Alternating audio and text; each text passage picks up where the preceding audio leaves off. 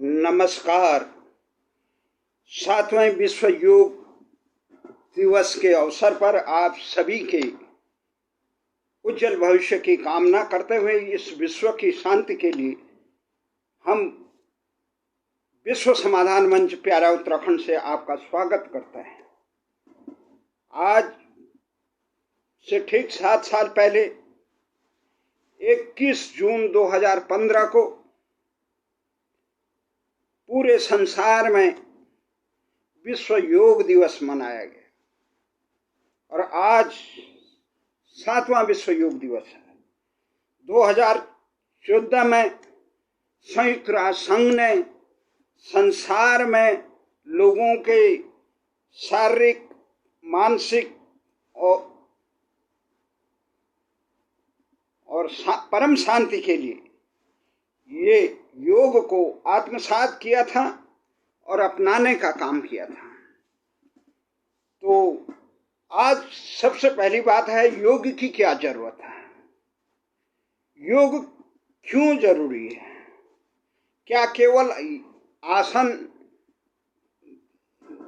व्यायाम करना ही योग है?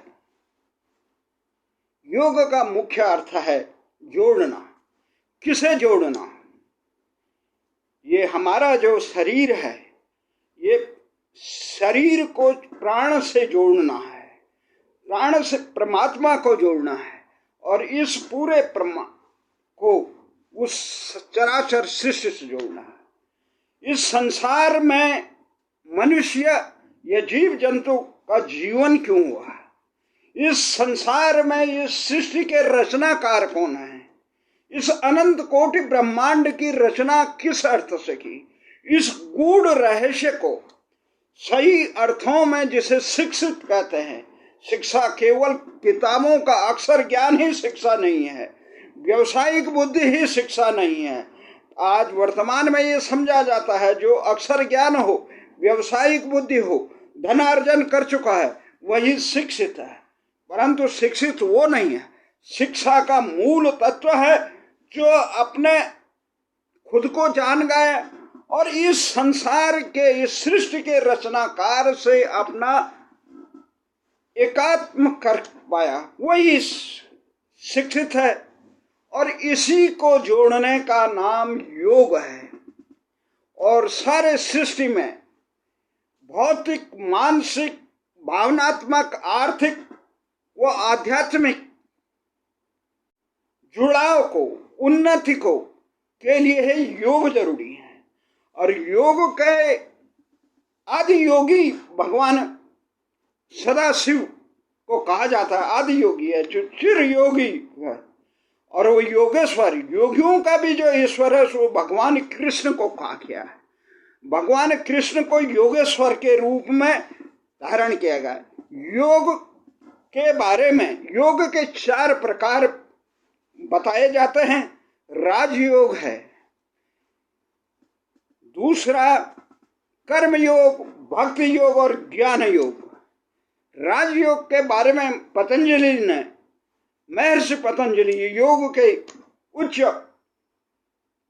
मनमज्ञ माने जाते हैं, उन्होंने अष्टांग योग के बारे में कहा। योग के 8 अंग माने गए।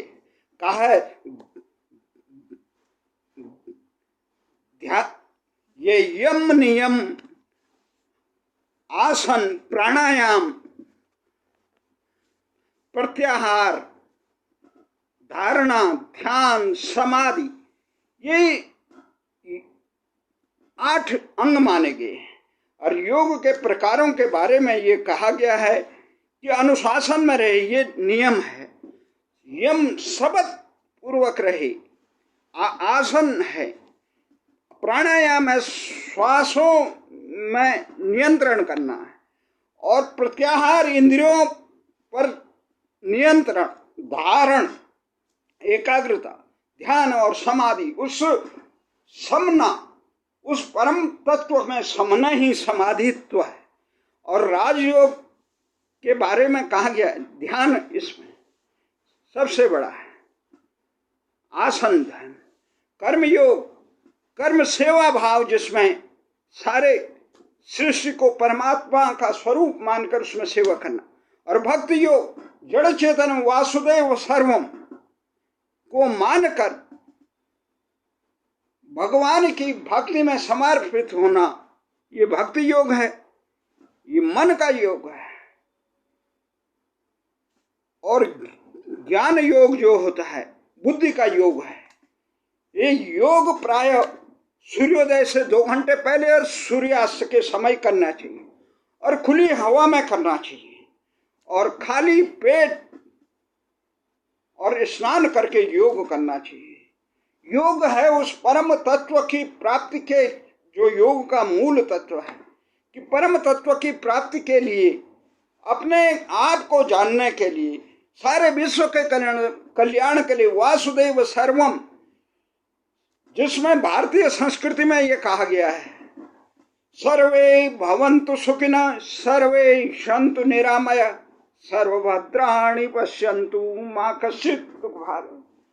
जब मनुष्य की वृत्ति इस प्रकार होगी, दृष्टि इस प्रकार होगी, चिंतन मनन इस प्रकार से होगा, तो तभी वो कह सकता है सर्वे भवन्तु सुखिनः सर्वे सन्तु निरामया।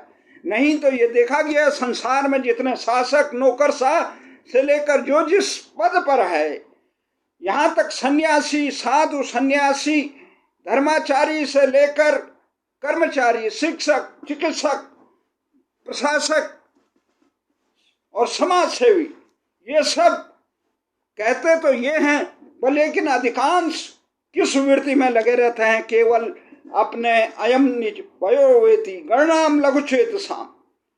भारतीय यही कहते। और इस वृत्ति को कब आएगा? सर्वभूत हिते रता की वृत्ति जब इंसान में तब आएगी जब परमात्मा की अपार कृपा होगी। और वो अपार कृपा उसके अनन्य चिंतन मंथन और उसके शरण में जाने से होगी। और परमात्मा की जब अपार कृपा होगी तब आदमी इस दिशा में जा सकता। नहीं तो आदमी अपनी उदर पूर्ति, वासनाओं की पूर्ति और लोकेशना, पदेशना, पुत्रेशना और इसी चीजों में, कामेशना इत्यादि में ही आदमी भटकता रहता है। तो ये योग के आधे घंटे पहले आदमी को खाना नहीं चाहिए, आधे घंटे बाद तक खाना नहीं चाहिए, खाली पेट करना चाहिए। और योग करने के आधा घंटे तक खाना भी नहीं चाहिए और 1 घंटे के बाद स्नान करना चाहिए। ये जो सबसे बड़ी बात है प्राणायाम, ये इंद्रियों को, जो आदमी प्राणायाम है, ये जो शरीर है, ये मंदिर है परमात्मा का। इस मंदिर से परमात्मा की पूजा करना, उसकी अर्चना करना, उसमें समावेश होना, उसको एकारूप करना, उस तत्व को आत्मसात करना, उस परम तत्व को इस सृष्टि में क्यों हमें भेजा? क्यों खाने पीने और सोने के लिए भेजा? नहीं। ये धनार्जन के लिए भेजा? नहीं। लोकेशना के लिए भेजा? नहीं। ये हमें इसलिए भेजा कि हम अपने परम विस्मृत तत्व को आत्मसात करवाएं। और सबसे बड़ा शिक्षित वही व्यक्ति है जो अपने जीवन का अर्थ समझ ले, जो अपने होने और इस संसार के रचनाकार, मैं कौन हूं और ये सृष्टि किसने बनाई और क्यों बनाई है? सत तम रज से ऊपर है वो, फिर उसने ये सृष्टि क्यों बनाई? इस गूढ़ तत्व का ज्ञान तभी इंसान को होगा जब उस विद्या के माध्यम से वो खुद को पहले अपने आप को जानेगा, परमात्मा के द्वार को पहचानेगा, उस रास्ते पे चलेगा, उसमें एकाकार होगा। तो आज ये देखा गया संसार में भौतिक संसाधन, केवल जो सनातन संस्कृति है भारत की, जो सनातन धर्म कहते हैं, वही जीवन की पद्धति दिखाती है, वही योग क्षेमम वाहमेमम। ये इस प्रकार योग जुड़ने के बात है। इसमें ओम, अब राजनीतिक द्वेष से यहाँ इस पर संकीर्ण है। वो कहता है अल्लाह अकबर, क्या क्या कहा जाए? इतनी संकीर्ण मानसिकता है। जिस पथ का जो निर्धारण है उस पथ को आत्मसात करने में, अगर तुम्हारी दृष्टि अल्लाह अकबर कहने के बाद या राम रहीम इत्यादि कहने के बाद भी तुम दूसरों से भेद करते हो, दूसरों का शोषण करते हो, भारतीय संस्कृति में सबको परमात्मा का स्वरूप मानकर किसी को जाति, क्षेत्र, धर्म, लिंग, स्थान या जड़ चेतन, किसी जीव और चेतन को भी शोषण करने की आज्ञा नहीं देता। सबको परमात्मा स्वरूप मानकर उस सृष्टि को उस परमात्मा की एक रचना मानकर उसे ध्याता है, उसे सम्मान करता है, उसको परमात्मा स्वरूप मानकर उसको नित्य पठन पाठन और उसका पूजा अर्चना करता है। तो ये अब संसार में ऐसे है कि अनेक पंथ और अनेक धर्म हैं, पर लेकिन धर्म वही जो धारण करके इंसान को अपने परम तत्व की प्राप्ति कर सके, जो अपने जीवन को क्यों मनुष्य जीवन या अन्य प्राण मिला है, इस सृष्टि का क्या रहस्य है, उसको जान सके, वही शिक्षित है, वही सच्चा धर्म है, वही वो है। और आगे भूल भुलैयों में भटकने का कोई रास्ता। संसार में मनुष्य ये सोचता है भौतिक संसाधनों की अकूत प्राप्ति के बाद न कहीं शांति और उसे शांति और समृद्धि और चिर विकास नहीं मिलता है। जिस प्रकार से अमेरिका में संसार के तमाम अनुसंधानों से वैज्ञानिक उन्नति के बाद भी तमाम चिकित्सा, शिक्षा, रोजगार, यांत्रिकी, महल, सब हाल, कल कारखाने, ऊर्जा, जहाज, पानी के जहाज से लेकर जिसे कहते हैं सुपरसोनिक विमान बनने के बाद, कहने ये सौरमंडल के अनेक ग्रहों में जाने के बाद भी मनुष्य को वो आनंद नहीं मिला, शांति नहीं मिलती है। राग, द्वेष, हिंसा और द्वेष से ही समाज में हमेशा हिंसा बरकरार रहती है। इसका मूल कारण क्या है? इसका मूल कारण है मनुष्य का अशिक्षित होना। अशिक्षित लोग कहेंगे अक्षर ज्ञान, इतनी डिग्री, बड़े पीएचडी कर गए, एमबीबीएस कर गए, इंजीनियरिंग कर गए, ये केवल अक्षर ज्ञान हुई, ये यांत्रिकी ज्ञान हुए, भौतिक संसार का ज्ञान है। परंतु मनुष्य के खुद के अपने बारे में अनजान रहता है कि वो कौन है, वो इस सृष्टि में क्यों आया, ये विशाल सृष्टि किसने बनाई। मनुष्य अपने आप को कहता है कि मैं इतना बड़ा वो हूँ, आत्मनिर्भर है। वो जिस हवा में सांस लेता है वो हवा उसने बनाई नहीं, जिस धरती में वो चलता है वो धरती उसने बनाई नहीं, जिस रोशनी में प्राणवायु, रोशनी, ऑक्सीजन, ये तमाम मिलते हैं वो उसने बनाए। वो शरीर भी उसने खुद का अपना बनाया। किस परिवार में, किस स्थान पर, किस रंग और नस्ल में, धर्म में वो पैदा हो जाए, वो उसके हाथ में। सब प्रकृति प्रदत्त है, और सब जब प्रकृति प्रदत्त है, घटनाएं भी कोई इंसान के शक्ति भाई। इस प्रकार से चीन ने इतना विकास कर दिया, अमेरिका ने इतना विकास किया, रूस ने इतना विकास कर दिया, यूरोपीय देशों ने इतना विकास कर दिया। विश्व की सामूहिक उन्नति के लिए संयुक्त राष्ट्र संघ से लेकर विश्व बैंक से विश्व स्वास्थ्य संगठन, विश्व न्याय, उसके बाद भी असंतोष क्यों है? चोर, डाका, हिंसा, प्रताड़ित इतना क्यों है? लोग भूखमरी और कुपोषण इसका शिकार किए। इसका मूल कारण है लोग अशिक्षित हैं। मूल शिक्षा के तत्व को, मूल तत्व को जाने बिना लोग अज्ञानता में केवल धन संग्रह करना, संसाधनों को एकत्रित करना, पद पर बैठे रहना, किसी पद प्रतिष्ठा पर बैठे रहना, शिक्षा नहीं है। जब तक शिक्षित आदमी को आत्मज्ञान नहीं होगा, वो आत्मज्ञान तभी होगा जब योग के द्वारा उत्कृष्ट पद स्थिति को प्राप्त कर लेगा। उसे अपने प्राण के जीवन ऊर्जा है जो उसकी सुप्त अवस्था में, उस संसार में परमात्मा द्वारा प्रकट, उसके अंदर जो शक्ति है, सुसुप्त बहुत दैविक शक्ति है, उसको जागृत करके उस सृष्टि के कल्याण करे, तब वो सर्वभूते हिते रथा, सबके कल्याण में, क्योंकि वो सब में खुद को देखेगा, उस परमात्मा को देखेगा, सबके कल्याण में करेगा। विश्व में तभी शांति आ सकती है जब भारतीय संस्कृति को आत्मसात करके, क्योंकि रास्ता ही एकमात्र ये है जो उस परमात्मा को पाने का, सर्वभूत हिते रहता। कौन शिक्षित है? जो सब में जाति, द्वेष, क्षेत्र, भाषा, लिंग, स्थान की भेद न करते हुए सबके कल्याण के लिए काम करे, वही शिक्षित है, वही समदृष्टि है, वही परमात्मा का स्वरूप है। आप ज्ञान मार्ग है जिसमें इस संसार में जितनी भी पद्धति है वो केवल मनुष्य के श्रेष्ठता को प्रतिनिधित्व करते हैं।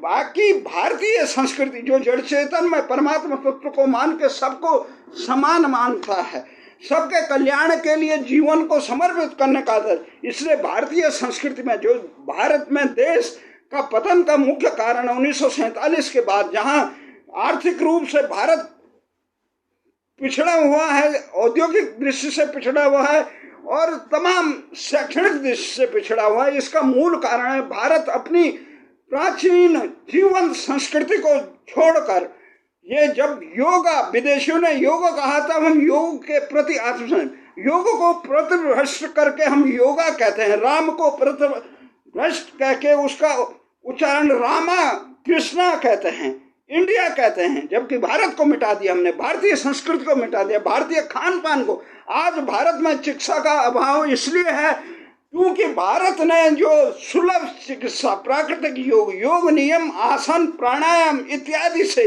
जो शरीर निरोगी काया बनाया जा सकता था, जो आयुर्वेद के द्वारा बहुत कम पैसे से सबको चिकित्सा मिल सकती थी, सबको चिकित्सा मिल सकती, उसको छोड़कर हमने अधूरी ज्ञान वाली एलोपैथी को कर लिया। एलोपैथी के गुणों को ग्रहण करके हम भारतीय चिकित्सा प्रणाली के भी सद्गुणों को ग्रहण करके हम मानव कल्याण के लिए काम करते थे। इसी के कारण भारत के अधिकांश दूरस्थ ग्रामीण क्षेत्रों में चिकित्सा नहीं जाते हैं क्योंकि वो सेवा भाव से नहीं आते हैं। शिक्षक इसलिए नहीं जाना चाहते हैं, वो शिक्षा भाव से नहीं जाते हैं, वो केवल आर्थिक अर्जन के लिए करें। जनप्रतिनिधि इसलिए लूट मार मचाते हैं, उन्हें केवल अपना आर्थिक संग्रह में ही ये लगता है कि जीवन सुरक्षित है, जबकि आर्थिक संग्रह के बाद संसार में संपन्नता की तमाम अट्टालिकाएं भी मनुष्य को एक पल का आनंद नहीं दे सकती है। ये आनंद होता तो आज ये अंबानी से लेकर विश्व के तमाम शीर्ष उद्योगपति जो इतना अरबों खरबों कमाते हैं, वो अशांत नहीं होता। इसका मुख्य कारण ये है कि शिक्षा का अभाव, और शिक्षित आदमी तभी होगा जब योग से जुड़ेगा, वो अपने आप को जानेगा। योग का मतलब जुड़ना, खुद को आत्मा का परमात्मा में जुड़ना, इस शरीर का, इस भगवान की सबसे बड़ा मंदिर जो है ये शरीर प्रत्येक जीव को है, चाहे वो किसी धर्म को माने या न माने, उसका सबसे बड़ा दिव्य आत्मा परमात्मा का देह होता है, ये साकार रूप होता है ये शरीर। इसकी पूजा अर्चना करके सबके कल्याण के लिए काम करे, वही सर्वश्रेष्ठ है। इसलिए विश्व का कल्याण तभी हो सकता है जब योग के द्वारा आदमी शिक्षित हो, दीक्षित हो और सबका कल्याण के लिए समर्पित हो। तो ये संसार के सभी संसाधन, कम संसाधन से भी इस पूरे सृष्टि को आलोकित किया जा सकता है, आनंद से इस धरती को रोशन किया जा सकता है। नहीं तो संसार के तमाम वैभव की अट्टालिका में आज सीरिया से लेकर मिस्र से लेकर अमेरिका, चीन, आज चीन ने इतना संसार में कब्जा करने की जो लोकेशन है, संसार में मेरा साम्राज्य चले, मेरा ये पताका करे, मैं ही संसार का थानेदार बनूं, इसके लिए चीन ने जिस प्रकार से कोरोना महामारी का से पूरे विश्व को खात्मा कर दिया है, जिसमें रूस, चीन, जापान, फ्रांस से लेकर भारत के लाखों लोग मर चुके हैं, संसार के 220 देशों में 38 लाख से अधिक लोग मारे जा चुके हैं, परंतु कोई चीन का बाल विवाह का नहीं कर पा रहा है क्योंकि सब आत्ममुग्ध हैं, अपने की सुरक्षा पे लगे। संसार तब तक सुरक्षित नहीं रह सकता जब अपने स्वरूप को, जब भारतीय जीवन पद्धति को, योग को अपनाकर वो आत्म स्वरूप और परमात्मा के इस सृष्टि को परमात्मा स्वरूप मानकर सबके कल्याण के लिए काम न करे, तब तक विश्व में शांति नहीं हो सकती। चाहे कितने भी अनुसंधान हो जाए, कितने भी समृद्धि के अट्टालिकाएं हो जाए, ये जीवन में सभी शांति, राग, द्वेष, हिंसा, ये तमाम प्रकार के आतंकवाद का पाखंड तभी दूर हो सकता है जब मनुष्य परमात्मा के उस दिव्य स्वरूप को, उसे ज्ञान हो जाए। जब तक ज्ञान नहीं है, अज्ञानी की तरह अक्सर ज्ञान करके संसार को तहस नहस करने की वृत्ति चलती रहेगी। और भारत इसका एकमात्र समाधान है भारत का योग दृष्टि, योग पथ जोड़ने का, शिक्षित होने का, संसार का कल्याण करने का। ओम सर्वे भवन्तु सुखिनः, सर्वे सन्तु निरामयाः, सर्वभद्राणि पश्यन्तु मा कश्चित्।